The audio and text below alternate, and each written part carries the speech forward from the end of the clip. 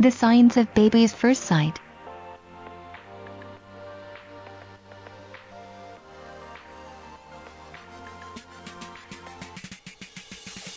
When a newborn opens her eyes, she does not see well at all. You, the parent, are a blurry shape of light and dark. Soon, though, her vision comes online, your baby will recognize you, and you can see it in her eyes. Then baby looks beyond you and that flash of recognition fades. She can't quite make out what's out the window. It's another blurry world of shapes and light. But within a few months, she can see the trees outside. Her entire world is coming into focus. UNC School of Medicine scientists have found more clues about what happens in the brains of baby mammals as they try to make visual sense of the world. This study in mice, published in the journal Nature Neuroscience, is part of an ongoing project in the lab of Spencer Smith, Ph.D., Assistant Professor of Cell Biology and Physiology, to map the functions of the brain areas that play crucial roles in vision. Proper function of these brain areas is likely critical for vision restoration. There's this remarkable biological operation that plays out during development, Smith said. Early on, there are genetic programs and chemical pathways that position cells in the brain and help wire up a rough draft of the circuitry. Later, after birth, this circuitry is actively sculpted by visual experience. Simply looking around our world helps developing brains wire up the most sophisticated visual processing circuitry the world has ever known. Even the best supercomputers and our latest algorithms still can't compete with the visual processing abilities of humans and animals. We want to know how neural circuitry does this. If cures for partial or entire blindness can be developed through, say, gene therapy or retinal implants, then researchers will need to understand the totality of visual brain circuitry to ensure people can recover useful visual function. Most work on restoring vision had focused on the retina and the primary visual cortex, Smith said. Less work has explored the development of the higher visual areas of the brain and their potential for recovery from early deficits. I want to understand how these higher visual areas develop. We need to know the critical time windows during which vision should be restored, and what occurs during these windows to ensure proper circuit development. To understand the potential challenges that vision restoration later in life might entail, take the case of bilateral cataracts when the lenses of both eyes are cloudy and vision is severely limited. In developed countries, it's common to have such cataracts surgically removed very early in life. If so, vision typically develops appropriately. But in less developed, rural parts of the world, people often don't get to a clinic until they are teens or older, Smith said. They've gone through life seeing light and dark, fuzzy things.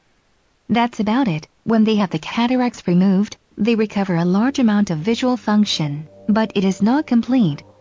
They can learn to read and recognize their friends, but they have great difficulty perceiving some types of visual motion. It's the kind of visual perception needed during hand-eye coordination, or simply while navigating the world around you. There are two subnetworks of visual circuitry, called the ventral and dorsal streams, and the latter of these is important for motion perception. Smith wanted to know if visual experience is particularly essential for proper development of the dorsal stream, and he wanted to understand what could be changing at the individual neuron level during this early development.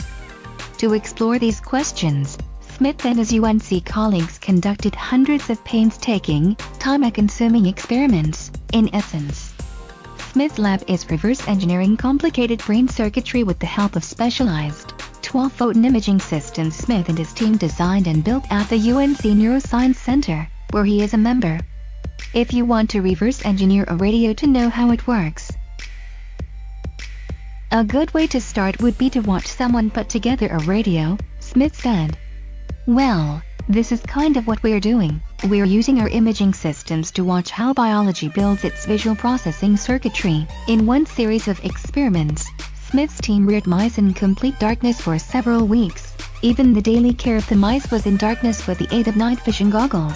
Using his imaging system and precision surgical methods, Smith and colleagues could view specific areas of the brain with neuron-level resolution. They showed that the ventral visual stream in mice did indeed come online immediately, with individual neurons firing as the mice responded to visual stimuli, but the dorsal stream did not. keeping the mice in darkness significantly degraded the magnitude of visual responses in the dorsal stream responses to what they were seeing, Smith said. The neurons in the dorsal area weren't firing as strongly as they did in mice raised with normal visual experience. Interestingly, even after a recovery period in a normal light-dark cycle, the visual deficit in the dorsal stream persisted. This is reminiscent of the persistent visual deficits seen in humans with bilateral cataracts that aren't repaired until later in life. Not only did the mice need visual experience to develop their dorsal stream of visual processing, but they needed it in an early developmental time window to refine the brain circuitry, Smith said. Otherwise, their vision never properly developed. These experiments can help explain what happens in the human analogs of the ventral and dorsal streams when we're babies, when part of our vision slowly develops and we try to make sense of the world moving around us during the first several months after birth. Smith added, now that we have a little bit of a feel for the lay of the land, how these two subnetworks develop, I really want to drill down into the actual computations that these different brain areas are performing. I want to analyze what information neurons in higher visual areas are encoding. What are they encoding better, or more efficiently, than neurons in the primary visual cortex? What, exactly, are they doing that allows us to analyze complex visual stimuli so quickly and efficiently?